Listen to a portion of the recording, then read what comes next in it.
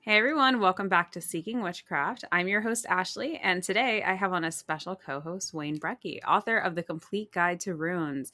Welcome, Wayne, to the show. Can you tell the listeners a bit about yourself? Well, yes. Hey, thanks for having me on today. Of course. Again, yeah, Wayne Brekke is the name, and I'm a rune reader, a rune weaver. I also call it. I do a lot of things actually, but mainly this past year I had that book come out, The Complete Guide to Runes from Callisto, and yeah, I do clinics, do workshops, and I also do different events and things like that for reading runes. Teach classes on runes, teach classes on making bind runes and things like that among a billion other things that I do as well. So it's one of them, but yeah. Awesome. So I guess we should start with the overarching question for those who don't know. So, what are runes? Like, Hmm. what exactly is this form of divination? Well, actually, runes have been around for, of course, like 5,000 years. They've traveled all around the world before they kind of settled into what we know now, Scandinavia, Germany, and Sweden, and whatnot, Norway, and all that. But runes, as for divination, are to me the most versatile tools in divination, and also it's a modern practice. So divination with runes pretty much came around in the 70s, 60s, late 60s and 70s, the popularity of tarot.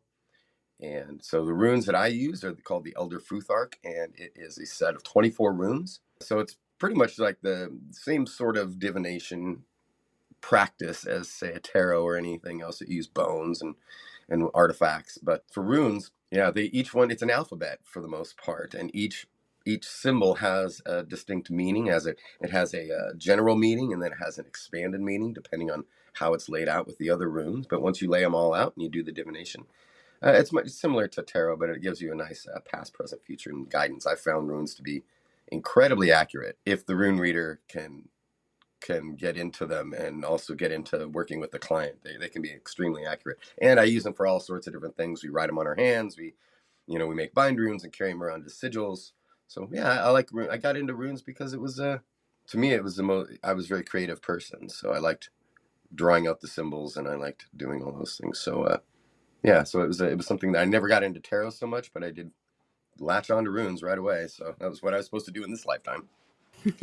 So you mentioned that you work with the Elder Futhark. Am I saying that Mhm. right? Okay, Correct. perfect.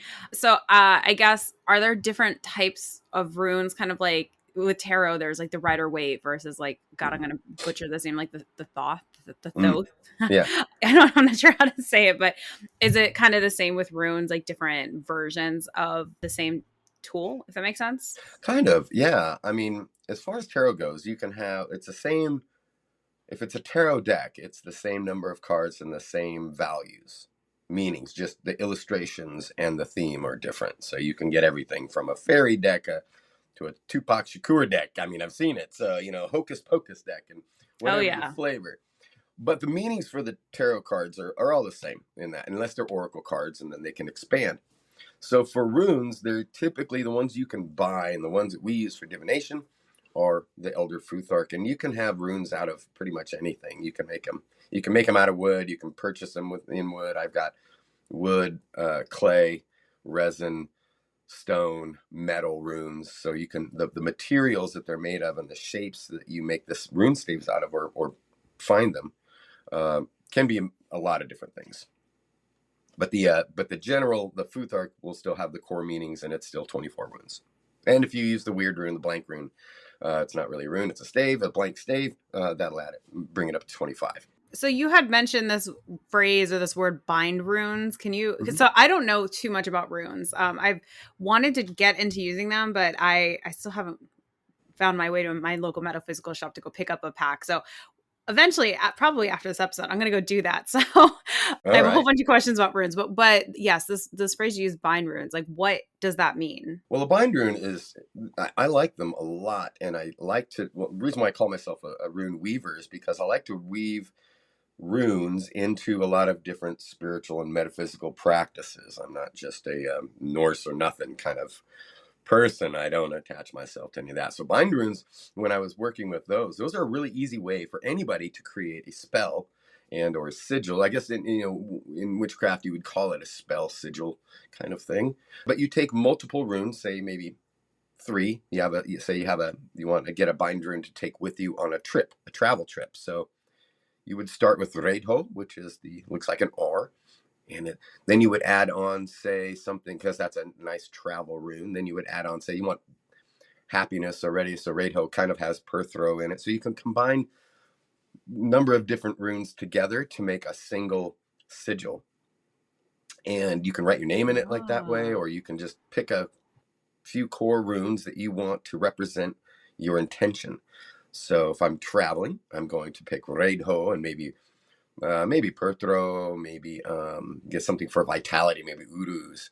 And so you take those three symbols and you write them out, and then you start to combine them, overlapping them. You'll see that when you start doing that, the runes are already, there's more runes than you intended, and that's really good. And then you take that, you can write that out on paper, you can carve it into wood, you can just write it on your hand, and things like that. Bind runes can be used for many different things. You can make sigils and things to take with you. And a lot of times, I think I tell it in the book that you get to, if you're making a bind rune as a sigil that you're carrying for a big trip or whatnot, and it's for yourself, then what I do is would wrap them up. Of course, there's a way to wrap them and consecrate them. Then you wrap them with cord, then you let them cook overnight, is like I said, on your altar. And when you open it up and breathe life into them, it becomes activated. So there's lots of fun ways to use runes in art, and they're very creative as far as putting those together and being able to use them on a daily basis, even if you're not reading for others or yourself. I'm glad you mentioned that, because my next question was going to be, with these sigils that you're making from the bind runes, is this something that you have to like activate in some way, or can you just draw out the sigil and be like, there it is, like with centuries of power that are just behind these symbols, or do you really Yeah. need to kind of like do something to get it going? Well, it depends on where you're at in your practice. A lot of times, the reason why we do spell work and ritual is because it really reinforces that intention. And for some people, if they're not necessarily doing it as a career for every day, you're going to want, a little more intentional oomph helps. Can you make a bind rune and just write it with Sharpie on your hand and hope that works? Yeah, if you put the proper intention into it and you're confident with it and you just that's fine. But yeah, I like the ritual part of it because I really do feel it offers a little more oomph, power, and intention. So when you're doing something to where it has to sit overnight and you're incorporating your altar with it, you're incorporating different methods of binding together or wrapping it to try and, like in a cocoon, to try and get it to activate and come to life. That is to me, it puts in your own subconscious and higher self some power and energy for that object to work. I mean, like, we pick up a lucky penny every day. Everybody does witchcraft. You find a penny, you pick it up.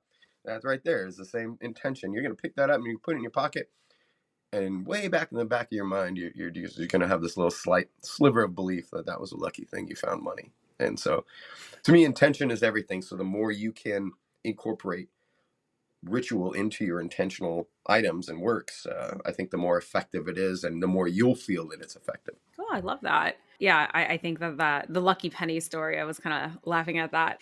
I have this thing, like, I don't know, when I was a kid, I used to hear about like, oh, well, if it's face down, it's either good luck or bad luck. And I heard it eat both ways. So now I'm at the point, I'm like, I just don't know if this penny is good or bad, but it's also Right. just a penny, so free money. Right.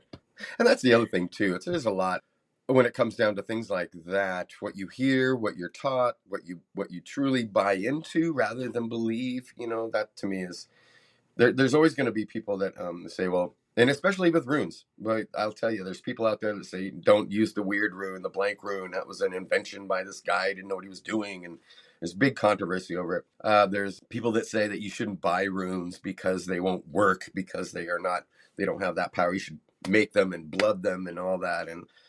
And to me, I live in a world. My world doesn't include that as a fact, as truth. To me, everything is a modern practice when it comes to Nordic stuff and runes and things like that. So it's all about what you choose to believe in your own personal practice, and how you want your personal practice to go. So yeah, I always tell people to be cautious when people tell you this is how it should be done and the way you're doing it is wrong. I mean, Yeah. unless it's obviously just not effective or dangerous in some way, or things like that. So Yeah, no, I totally get that. I think everyone's practice is their own, and like their right. own personal journey of figuring that out. And whether there's something right or wrong, I think that's up for the practitioner to figure it out for themselves. If it works, it works, and to me, that's the main thing. My readings themselves, no matter how I do them, are so accurate that I don't have any doubt anymore that it works and that they work or that I work. Again, runes are just the tools. It doesn't matter. If you can get a Hello Kitty tarot card deck, well then runes can be made out of anything. But again, they're tools. You're the magic. So I always say the divination and witchcraft is always those are tools. You are the one that is magic, and you're the one that's making things happen. So you're That's the one's going to 100% connect. true. So 100% agree with that. Yeah. especially in this day, and I'll tell you what, if Vikings back then, Viking shamans had Dremel tools back then, they would use them. I guarantee it. The fact that we have them now, yes, I'm going to make them. No, I'm not going to bleed and blood them because ouch. No, it hurts. It makes me, you were talking about like a gifting or thing, like it made me think of people saying, oh, you're not supposed to have a tarot deck unless somebody gifts it to you. And I mean, I haven't found a tarot deck dealer that just gives away free decks Right, in my life, but I mean, that'd be great. But I feel like you kind of just gotta figure it out for your own right. sometimes. Right, and it's to me, it's about there's a big controversy about tradition versus modern use or modern practices. So to me, I'm like, well, hey, if this is my life and I'm living it, I learn a lot and take that all in and try and use it as best I can. But yeah, I don't know. I feel like it is all in the tools. I should be able to write runes on Care Bears and toss them on the ground and read right away. They always say that, and that's the contradiction that you get a lot in witchcraft, in rune readings, and everything. They say that they were used by shamans because there's a in the Eddas they tell there's one little brief passage where somebody is cut off, took a branch of the tree, they sliced it off, carved runes in it, and tossed it and got their answer. I'm like, well, right there shows that you should be able to write runes on a piece of paper, cut them out, and do a divination reading right there and then with those runes without having to consecrate them, without having to do anything. If you are an experienced and a practiced rune weaver, then you should be able to do this. So it's yeah, I'm really glad that people are, there's more people like you doing podcasts like this that are putting out some good information, and that's kind of like, hey, let's all experience this together. Things have changed, things are changing, and opinions and practices are changing as all this comes into the mainstream a little bit more. You see it every day that more and more people are starting to go a little bit more spiritual, or they're going really religious. So either way, to me, it's always a growing practice. So you got to evolve with it. Thank you. I think that we do our best learning from not only like, looking into things on our own, but I think just talking with other people too. I mean, with my podcast, I first started it just by myself, talking about Mhm. some things that I knew. And then I kind of ran out of things. And I was like, well, I have friends in the community. Like, let's bring them in because people know things I have no idea about. Like, I'm so happy to have you on to talk about runes because I don't really know that much about runes. And so having this opportunity to just be able to discuss, hey, this is what they are, this is the history, and your book, of course, about them is great. And I learn a lot from all these episodes, so I love to Right? make them. No, I think that's super smart. If you want to know something, go hang out with people that are doing it. And I used to have the same thing. It's kind of like you want to teach runes, you want to write a book about it. You're an artist and you want to learn more about art, we'll teach a class about it. And that's what they did when I first got into runes. I have a couple of friends that own metaphysical bookstores, crystal shops, things like that. And I started getting into runes, and it was really early on into my thing. And I was really reluctant to read for other people because I do a lot of things, an artist, musician, and all these other business owners and nerd D&D guy. And I would think that people were just going to be like, oh, this is another thing Wayne's getting into. But I've been into it all my life. But when I first started, Kelly Miller, she's a psychic medium, and she owns a shop called Awakenings. And she had some extra class space, and she's like, "You should teach." I'm like, I've only been doing this a year. She's like, "No, you should teach. You need to talk to people. You need to be in front of people, and that will help you learn more and be more inspired to dig in more and learn. And then you just teach basic classes." So I did, and it just came naturally, and it was fun, and so I still do, and that's how I kind of really got into studying the runes and finding out different ways that people, because most everybody I read has never had a rune reading before. So I'm constantly explaining and showing how to do it. So I thought, well, yeah, I should write a book. Everybody tells me you should write a book. I did have a book before they got a hold of me to write this book. I already was working on a book for a year called Runeweaver, all about, not about history, not about mythology really, but really about my philosophy of using runes in a modern age, which tends to sometimes rub people the wrong way. But then I got this call, this email to submit to write this book for this publishing company, and it was great. That's the way fate works. Things happen, and where I wanted to write a book, but I couldn't really do it myself. I had too many other things going on to really put the focus into it. And then I get this opportunity to write this book where they take care of all that stuff. So I didn't have to worry about getting it published on Amazon or doing the publishing or anything like that. They gave me the outline, and I added to it. And they let me write what I wanted to write within the context of the space they were allowing me. So I've seen some of the reviews where they're like, well, he didn't really go in much into the history or the mythology. I'm like, yeah, because I never wanted to. It was not part of my original idea.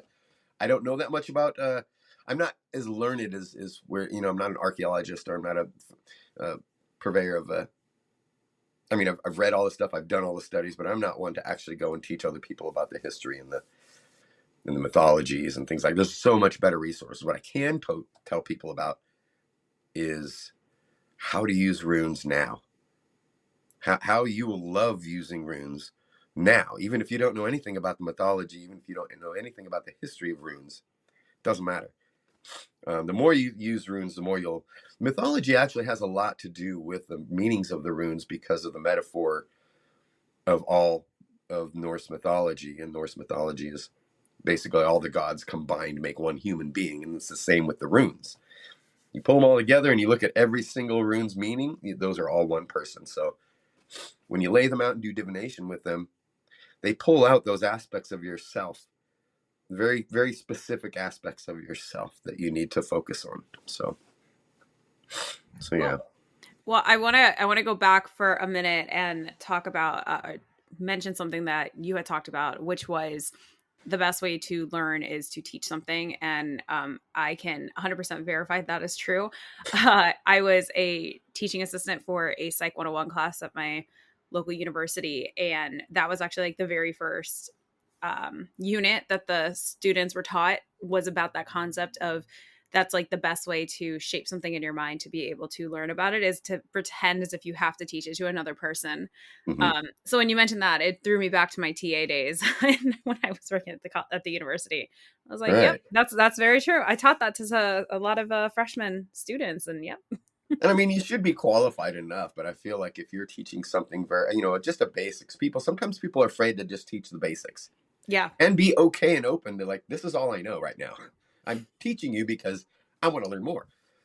So when you're sharing this information, just like I was in a band and we had a record, and I wanted to be on the radio, so I became a DJ with the local college, got my band on the radio, So to me, it's like you want to get involved in different things. Well, just be a part of it. You want to be involved and get into a scene, say maybe a community of people that practice metaphysical stuff. Well, then go and do the events.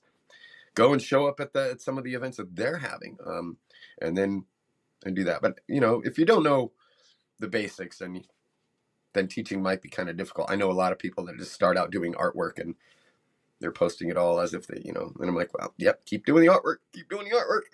Shouldn't teach it yet, but keep doing the artwork.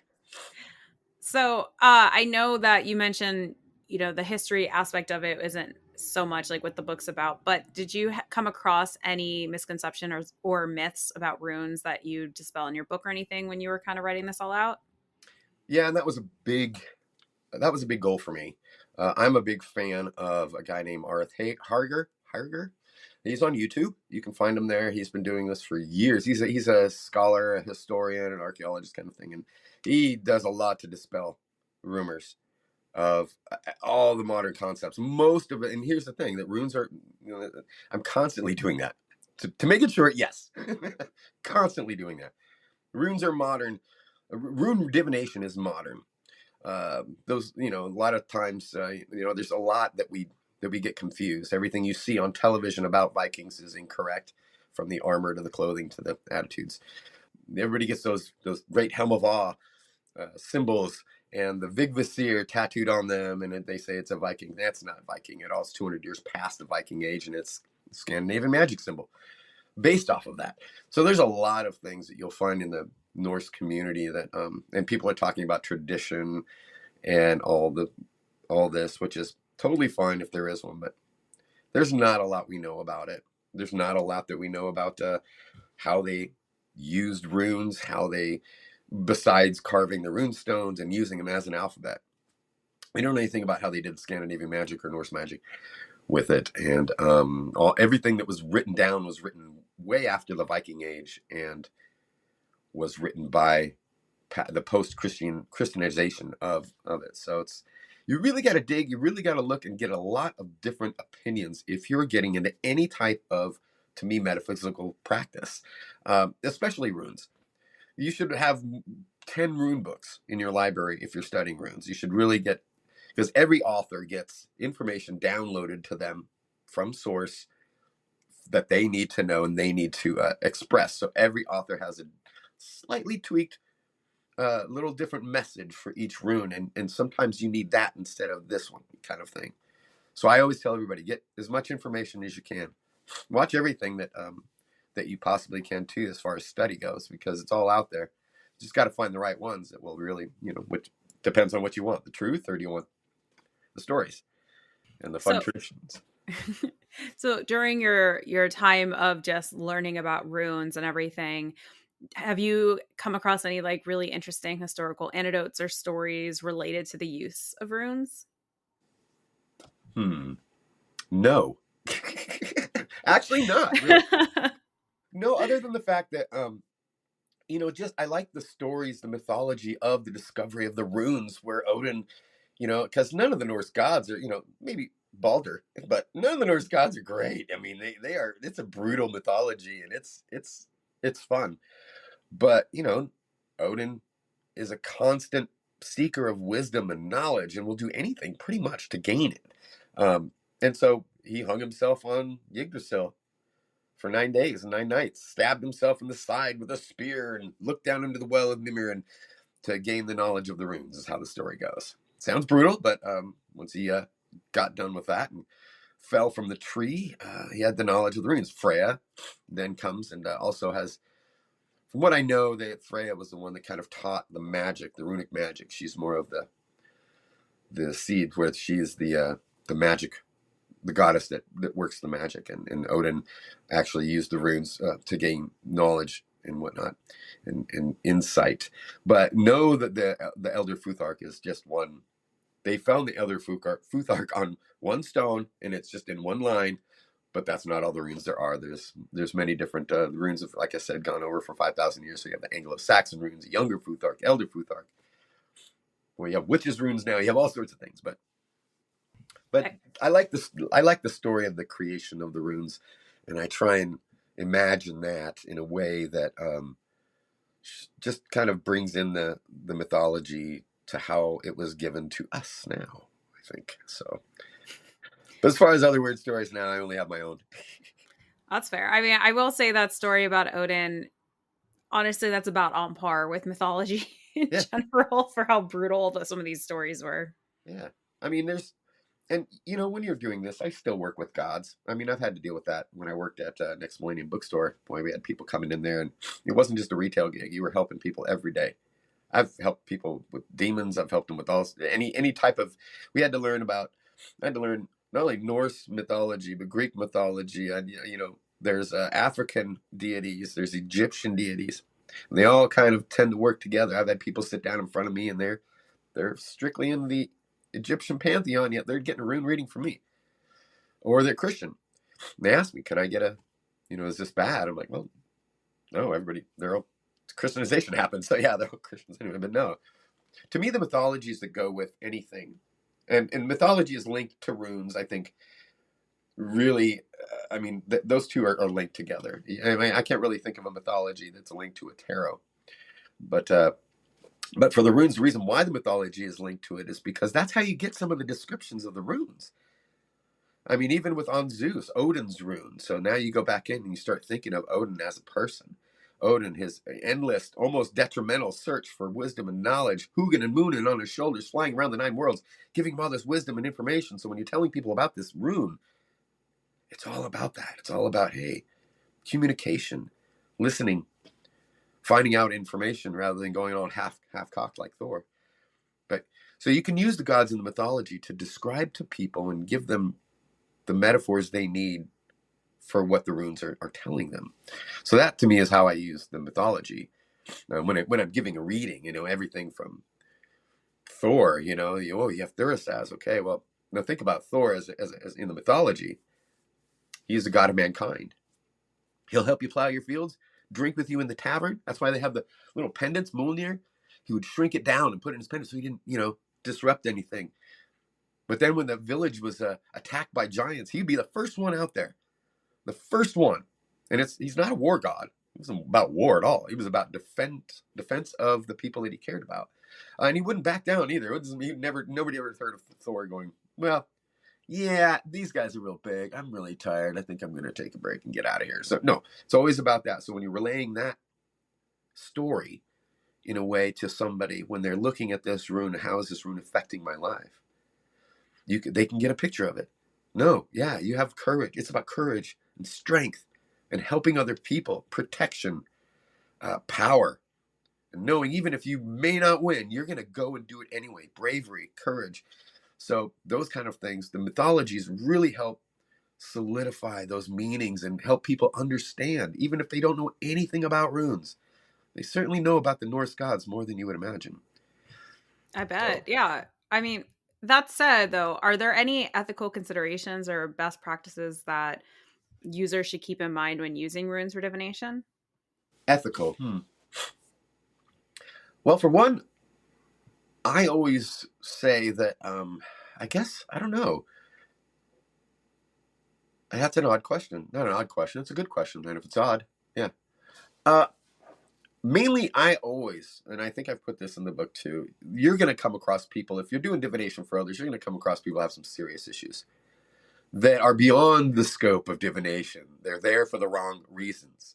You'll know this when you start, man. They need different stuff than what you can give them as a diviner. That's kind of thing. When I notice that in a reading, then I'll try and turn the reading into more of a, like it's, you know, going to support them in their endeavors and comfort them, give them as an assistant, kind of. Here's some assistance, here's some guidance, but you really should never. I think if you see a person that has some serious problems like suicide or hurting themselves or anything like that, you really should encourage them to go and seek outside help along, with everything else. That would be the only moral implication I would say. And note that, when you're reading stuff in the future, it's always a heads up. There's only 24 runes. And if your guides are with you and they're trying to tell you, and all you get is this weird guy with runes on the other side to tell you, your person, what they need to know, they're going to give you these runes and they may be reversed, and you don't have to be scared of that, but they may be reversed in the future. And really, that's a heads up. They're kind of holding up a sign saying, hey, look, this could happen, but now you know. Now you've asked for help. So yeah, it's reversed because if you don't take action, that's going to happen. So I usually try and let people know that yeah, you're in control of your own destiny and things like that. But no, it's rare to come up with something incredibly. I've never really had too harsh of a experience with people with runes like that. I've had some very intense moments talking with clients about issues when I was working at the store with the I would help them with crystals, and I have a lot of those things in my book. The correspondence is herbs, crystals, and things like that. Do a lot of crystal work, and I think you really need to. There was a situation. I'm wearing little elf ears. When I'm in the store, I wear this all the time for my own thing. But this girl, this woman that I didn't even know would come up when we were talking about stones, and she looked very troubled. She told me that. I mean, I don't know why. I have no idea why. And you're going to find this if you start doing readings like that too. But I have no idea why she connected with me. But she started talking to me and saying that she was thinking about taking her own life. And she was thinking about taking her kid's life too with her. Oh, that's an outside professional help type statement. Oh man. Yeah. And I would have said that. But I think what I told her was, I go, okay. I go, that seems normal. And she looked at me strangely. And I go, well, you're a mother, right? you're, as a mother, you want to protect your children more than anything else in the world. That includes suffering from your death. And the one way you're thinking about, if you're suicide, you're going to think about taking your, of course, that's totally natural, totally normal. Fact is, you're not going to do it because you're talking to me right now. And I know you're not going to do it. You feel guilty that you even thought of it. And I go, you shouldn't. And then you should just let it go. You just want to wear those pants for a minute just to make sure that you didn't want that. And somebody would tell you. And she's like, she was in tears. We were both in tears. And she was like, you're the only person that took that point of view. I feel so much better. I don't feel, yeah, I don't. I can wear them for a bit, and then I don't have to wear those pants. I don't have to, yeah. So things like that you're going to run into, and I think it's important to not be judgmental, and I think it's important to really know your limitations as a reader and what you're qualified to do, and yeah. And Yeah, then there's people that are just like addicted to getting readings, so you'll get them repeat. They'll come back every other day trying to go, so what should I do today? I'm like, yeah, I don't know. God, I'm getting tired of it. I've seen that episode of My Strange Addiction with the people who've had a loved one pass on, and every day they're calling the psychic hotline. Right. It's It's yeah, and that's crazy. the thing. I have had interactions with it. I mean, I tell people that I'm not a psychic medium. I don't claim to be a psychic medium. I don't want to see your grandmother behind you, like, eh. But I allow their people to kind of come in, and then my people talk to their people, and that's how I get it. And I will be able to sense if they have people there. I've had grandmas like me for some reason. They always are showing up, giving me goosebumps and touching me and stuff.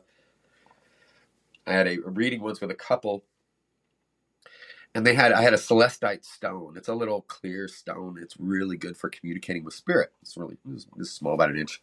Had it in my hand. Given these things, we're talking about their grandmother who had passed away and how much they loved her and all this stuff, and we're going over, and I feel the grandma there. I'm like, oh boy. And I'm getting all sorts of goosebumps, and this is that, like, while we're talking about the rune reading itself. I'm holding him. I'm holding it in my hand, and I'm talking to this couple, and then all of a sudden I hear a pop, and I look down at my hand and I open it up, and the celestite stone is cracked in half. And I just, in my head, it took me back. I saw this grandmother reach over with both her hands and like putting it into the other people's hands, the couple's hands. And so I took it out. I took one half in one hand and the other half in the other hand. And I reached over. I go, I think she wants you each to have a half of this. And I gave it to him. And then we just lost it. We were like crying. We were like, it was crazy. Oh my goodness, that is awesome. But And that was oh during god, the reading. I love to, like, we're talking about this during spooky season. It's October now that we're recording, Yeah. and no, it feels appropriate. That said, we're gonna take a short break, and when we come back, we're gonna talk a little bit more about like how to actually use runes and talk a bit more about your book. All So right. stay tuned. Okay, welcome back. So, Wayne, we have talked a bit about the background of runes. So, let's get kind of into like the meat and the potatoes of the actual runes itself. So, I guess to start, the best question should be, what can readers find in your book? Ooh. All right. Well, in my book, it's a really nice guide to get you started. I tried to add in a lot of things that would well, descriptions that are going to allow you to easily comprehend what they mean. I've added in background information, of course, how to pick runes, how to care for your runes, how to consecrate them, if you so choose. Again, this is all up to the person. And then the one thing that I really liked, that I was so happy that they allowed me to do, is I put in correspondences. I really feel like, because I was working so closely with herbs, crystals, all this other stuff, incenses, powders, oils, all of that. Then I'm like, well, God, I use that. I use runes in my candle magic. I use runes to make sigils. I'm like, oh, so it really worked into it. So I have correspondences in there. You go to each rune, you're going to be able to find like what crystal goes with them, what herbs go with it, what colors, what corresponding tarot cards go with it, so that you can kind of utilize all of that and put it together in your practice. So that's one of my favorite parts of this. I also have, for each rune, I've got a spell on the back, and hopefully it'll inspire people to do their own spells and make their own spells with the runes. As you'll see, each spell is kind of themed to that particular rune, which if you're hardcore into the Nordic theme and Nordic, I guess, tradition and practices, I've gotten some comments where they were like, I'm more spell worky than that. And yes, I am, unabashedly.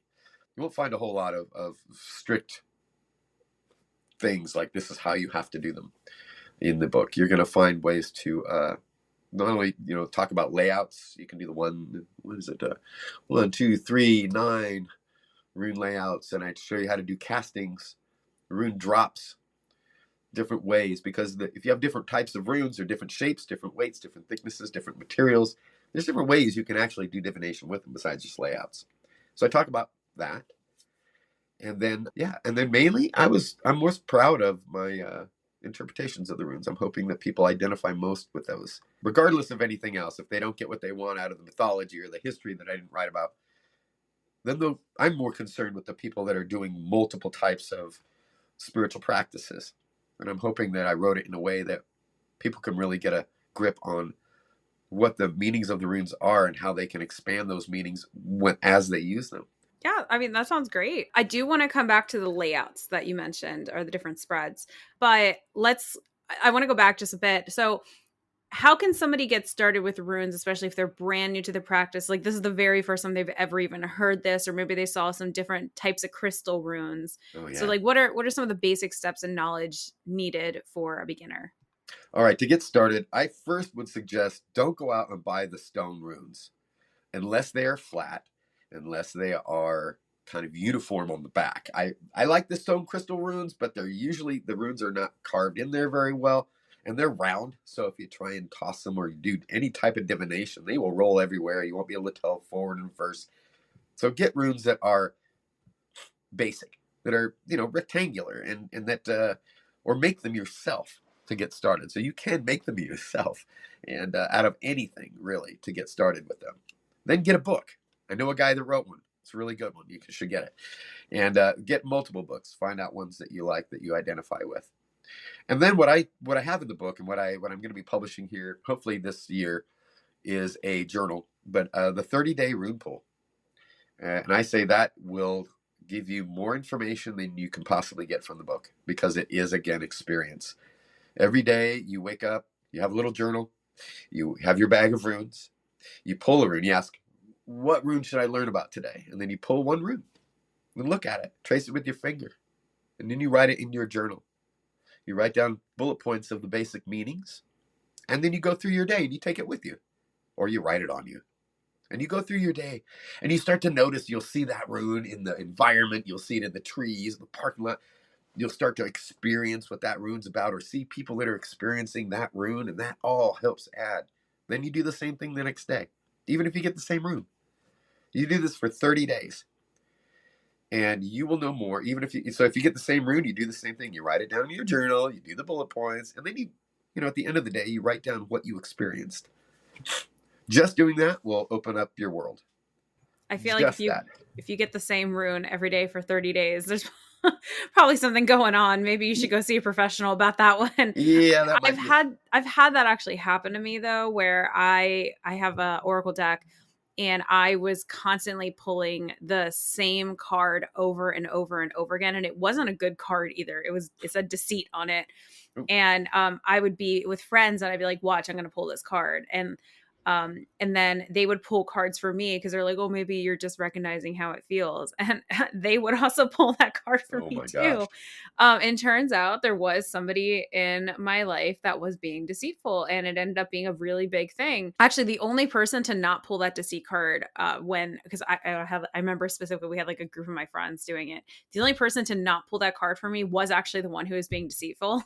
I was going to ask you that. Oh my gosh, that's awesome. They were the only one to not pull it, and which is kind of ironic because I mean this card obviously had a lot to say, Yeah. but I guess the one person who was doing it was masking. I don't know, but yeah. So with runes, so you cast them, right? So you just like throw them out of the bag. Do you throw like the whole bag? Do you just take a handful? Like, what does that process look like? All right, so there's different ways to do this. Say you're doing it for yourself. I like to cast for myself, actually, rather than do a layout.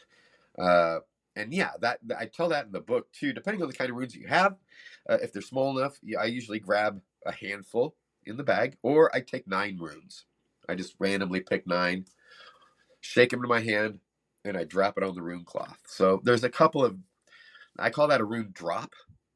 what I use is a spiral, or you can just imagine a spiral there, but that's how you can tell the forward and reverse. I have this on my YouTube channel as well, different layout techniques, casting techniques, and drops. But that's what I usually do for that. Casting, yeah, you set up the parameters first. Say I'm going to read the runes closest to me as the past, farthest from me as the future.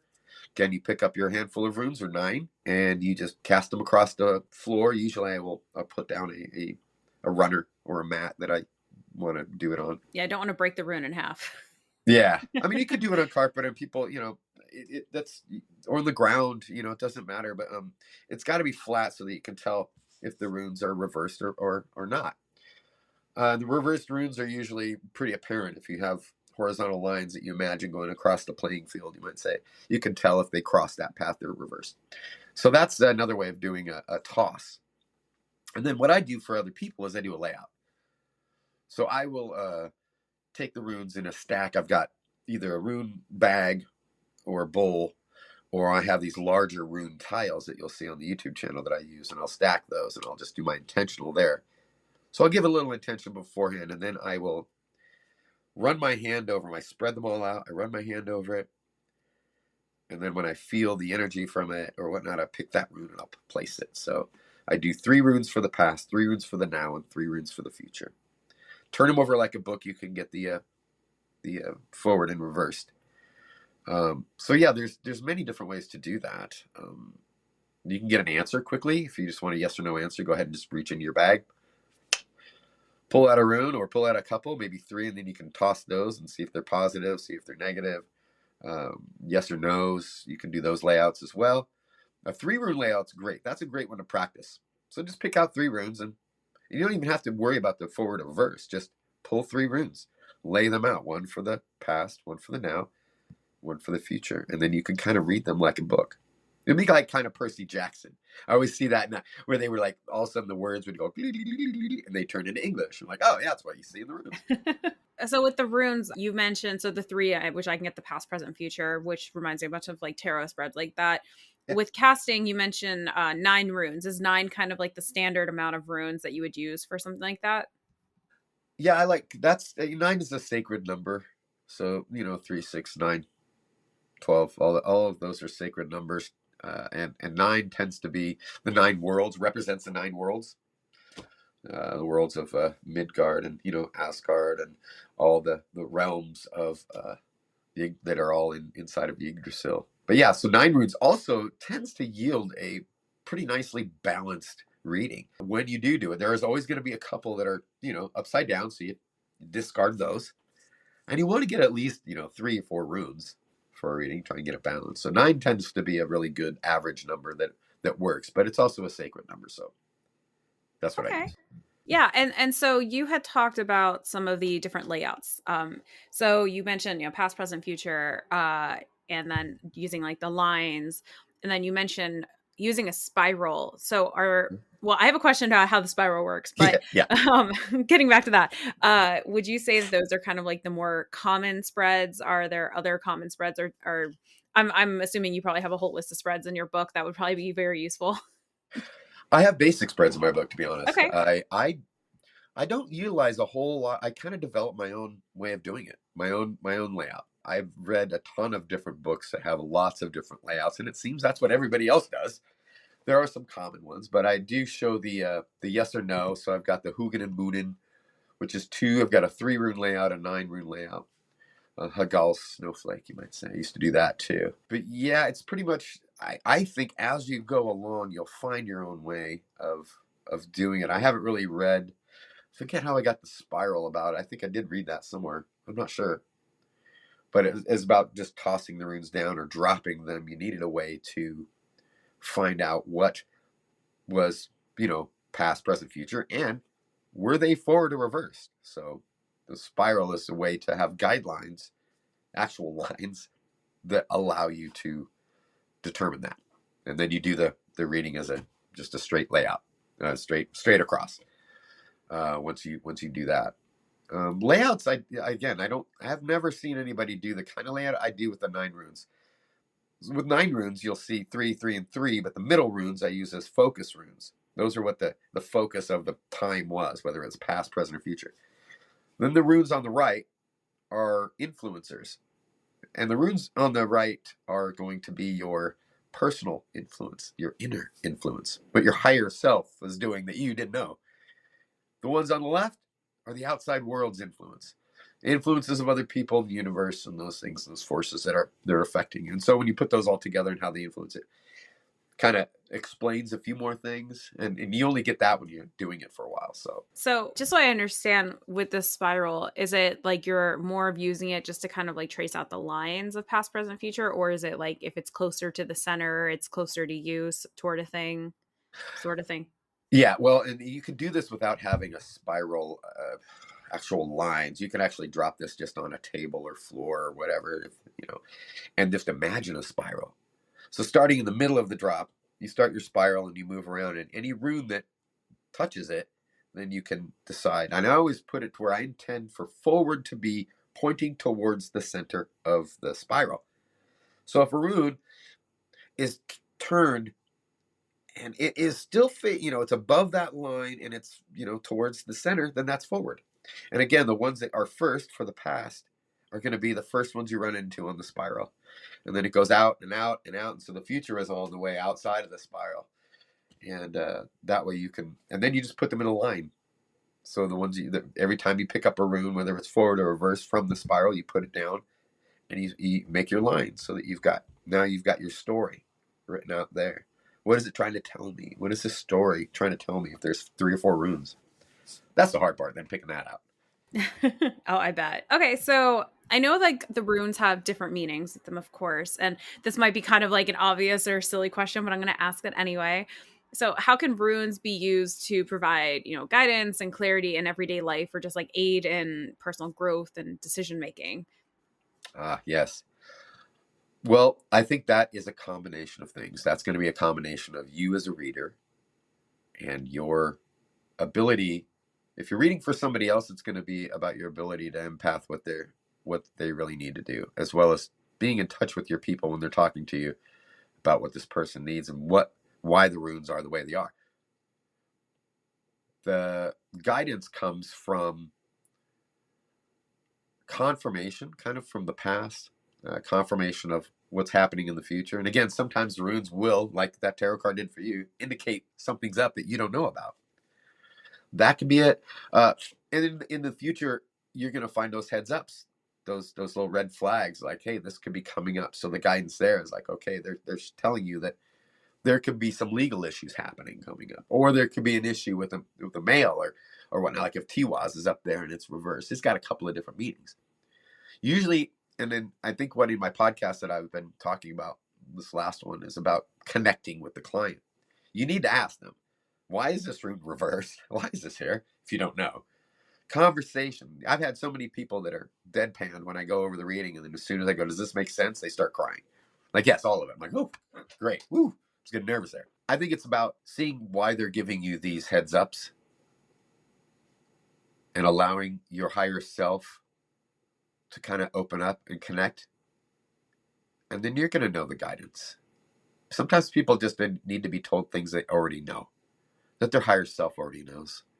We make so many decisions in the conscious world, even though our higher self is sitting back there going, WTF? Really? You know you shouldn't have that next shot. You know it. You know it. And yet, what did you do? And you're like, glag, glag, glag. And you regret it in the morning. Oh, But Lord. it's those things. It's about that. So I really can't, I don't know. I don't know how to actually articulate how you finally get to be you can explain what the runes mean, but it's different every single time. It's different because the energy of that person sitting across from you is different every single time. Their situation in life is different every single time. And if you can par with them, really open up and get to understand why the runes are there and ask them questions, have a little conversation about the reading, then you can give them that confirmation of what their higher self already knows. That's the way I look at that kind of guidance. I think sometimes people too, when they're doing readings for other people, especially when they're first starting out, they get a little nervous to ask their person they're reading for questions. And it's totally okay to be like, so why is this reversed? Like, Yeah. because I don't know why it's like that. Um, yeah, I mean, things like that are really fine, especially because usually people have a lot more answers than you realize. Right. We're not here to be to tell them everything they already know, just to confirm that we're real and that we're authentic. It's like, no, you came to me. You're paying me to give you a reading, and it's that. So yeah, to me, it's about that kind of openness, guidance, and communication, or openness and communication to give you the proper guidance, words to articulate the guidance from the person. But yeah, it never fails, and that was something that I didn't really see in a lot of other readers. They would just sometimes I had people tell me, yeah, I went to this person and she read me and just da da da da da da da da da da da, and I didn't even get to say a word, and I was like, oh my gosh, red flag there, don't do that. So it's all about communicating with the client and doing that, because it's one symbol on each tile, so you have to ask them sometimes. A lot of Yeah. times what I do is I'll just tell them what I see. I'm like, okay, did this happen, or are you going through this kind of thing? And they'll look at me like, what? Like, okay, we'll get back to that. Go to the next one. So each one, the past leads to the leads to the now. Usually, whatever they did in the past, you'll see some sort of change when it comes to the now. And then, where are you going for the future? People tend to have bigger expectations than what a reader could give them, because they want you to solve all their problems, but Yeah, and we also can only show them Hollywood. what they are. Yeah, Hollywood doesn't help that either. no. So what are some practical tips or exercises that you recommend for readers who want to just kind of deepen their understanding and proficiency in Rue and divination? Maybe not even like giving readings for other people, but just for themselves, unless that is one of the things of advice of kind of going back to what we talked about at the beginning of the episode of teaching other people. Teaching. So, Yeah. but yes. What are some, what's some advice you have for somebody who I wants to learn I more? think the first step is definitely just getting to know the runes. Find a rune set that you like. First step. Step one. Feels good in your hand. And then stay with it. Like, put it by your nightstand. Treat it like your friend. Put the pack by your nightstand and sleep with it. And then carry them with you. Look at them every day and just look up what they mean. See if you can do that. To me, it's about getting to know the runes. And then get to know more about the mythology. Get to know more about the things you can do with the runes. Come up with your own versions of it. But I think the first step is really just getting a set that you like, that inspires you. You're not going to, if the set's okay and you're like, yeah, this is cool, you're not going to continue to do it unless you're super called to it. So find a set that you really enjoy and then practice on yourself. You don't have to put any intention into it. You can practice dropping them, tossing them. You can practice just pulling them out and laying them down and saying, okay, if I had this layout, here's 3 runes. What is it? What would this mean to somebody? And practice that way. There's not a whole lot to read into. I mean, each rune has multiple different meanings based off of where they are in the layout for what person you're reading, but just doing it on your own. Yeah. Again, you don't have to put any intention to it. You don't have to worry about pulling up a bad rune. And you don't have to worry about, oh, things going to happen if I keep pulling runes for myself. And it's not about that when you're first starting. Just get inspired, read some books, do some fun magic with it, write them on your hands, carry them around with you. You don't even have to do divination with them at all. Just use runes as part of your daily ritual. Yeah, I mean, it sounds like seeing if you like the motions of it, of like picking up the stones and Mm-hmm. and throwing them or casting them, versus somebody with tarot just holding out a deck of cards. And Right. I guess the equivalent with that would be like 52 pickup, maybe not 52, maybe 9 pickup instead of Yeah, right. 52 pickup. Oh gosh, About using them and about just being inspired by them. And then all it is the mythology and the meanings, putting them into that. Then you grow from there. Literally, I've had runes change their meanings over courses of years. Every time I do a huge event where I'm reading multiple, like this last one, I did 30 people in a course of a weekend. I've had, every time I do this, when I have one rune that stands up and says, I'm now different and expanded. I'm like, okay. But it does that. You'll find different analogies that you can use and like, oh my gosh, this means something completely different. But it's only after working with them and practicing with them for quite a while that you can get that. yeah, So you really have to have some experience, I think, as a reader to understand what the runes mean, and then understand how they can change their meaning yeah. regardless of it might seem very black and white. That's usually not how divination works. Nope. But it's like I said, if you want to just get into it, just start working with them.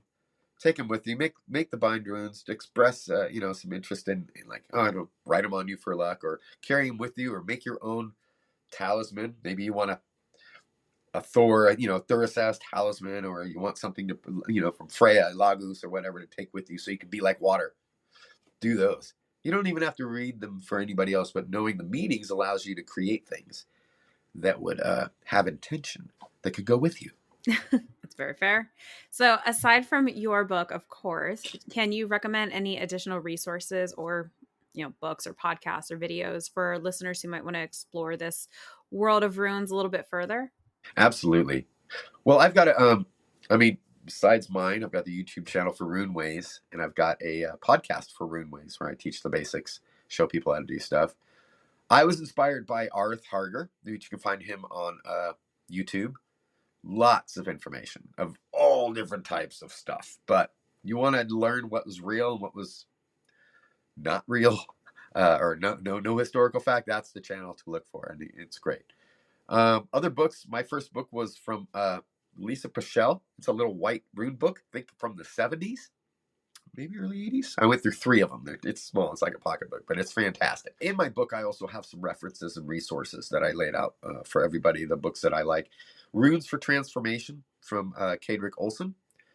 He's awesome. Great guy, by the way. He's a lot into the paranormal and whatnot, and does shadow work. Runes are fantastic for shadow work. Trust me, I don't want to talk about it, but yes, it was great.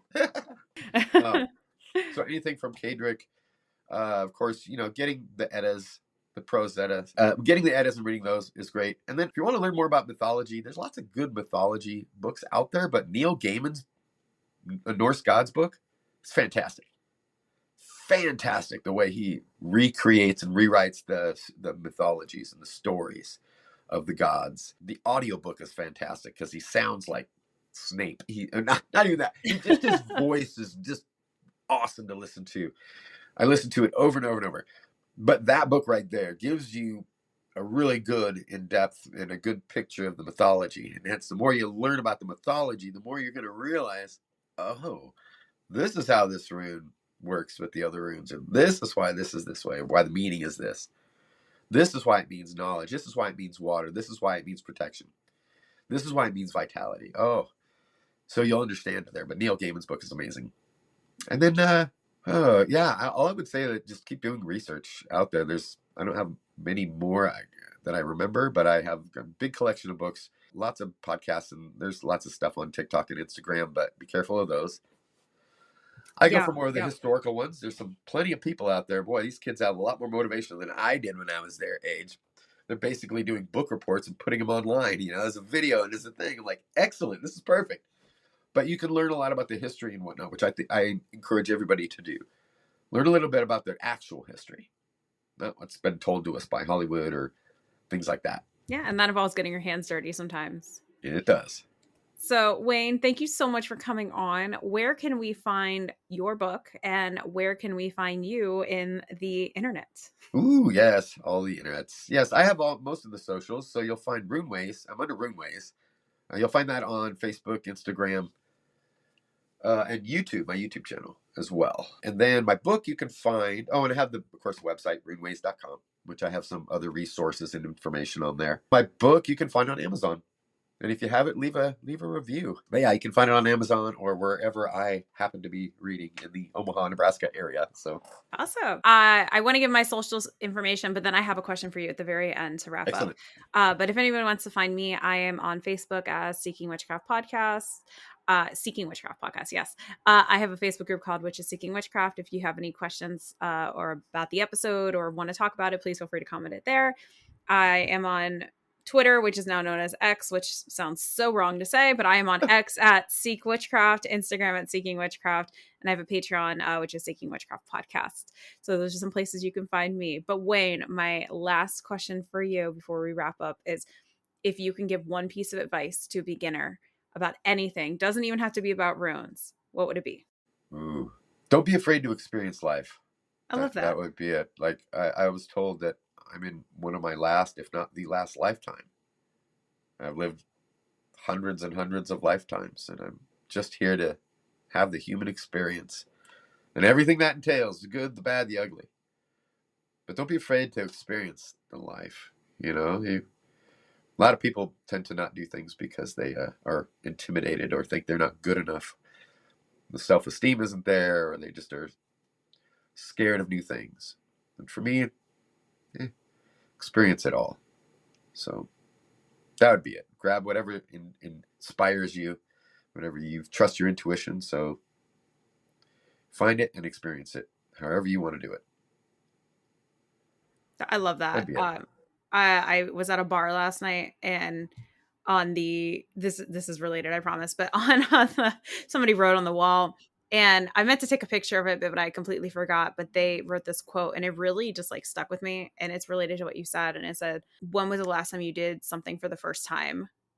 And I was like, "Oh man, that's a really good question." And it made me think of like all the things I haven't done yet that I am like, With you know, that, you have to not be afraid of failure. You yeah. have to look at failure as the learning experience. And it sounds cliche, but I'm 55 now. I'm like, oh my gosh, Dad. But yes, but right. Just don't. I worked so many different things. Like I said, I was an artist, a musician, and all that. And I used to ask my grandma who had passed away, like, why am I doing all these things? Why can't I ever get to that level of one thing? I realized after doing a bunch of people that, reading a bunch of people, that I wouldn't have been able to do that if I didn't have all this life experience. Didn't try these things, and maybe failed, or maybe did let them go and didn't return to them. But there's no way I can have people across from my table looking at me, asking me for advice when I haven't experienced at least a little thread of what they are going through in whatever capacity. So experience life and treat it not as your own life, but you're doing it to learn about human life. So you can identify with so many different people because you've had all these different experiences. Yeah, you tried and failed. If you succeeded at everything you did, nobody would want to talk to you because you'd be an arrogant prick. So Oh my goodness. Well, I love the deepness to end all the episode. Now I'm gonna go sit and journal about this and right. do some shadow work. No kidding. Oh gosh. That's good. Well, Wayne, it was such a pleasure to have you on. I recommend everybody listening to this, please go buy his book, Wayne Brekke, Complete Guide to Runes. Amazing conversation. I love talking with you today. I think this was awesome. Oh, it was a pleasure. I love it. You're a great interviewer and I like this show. So Thank you. subscribe. Don't forget to subscribe. Like, subscribe, leave a review, all that. Boom, boom. Alrighty. Well, to everybody listening, I hope you learned a bit about runes. I know I certainly did. And we'll talk to you again soon. Bye. Take care.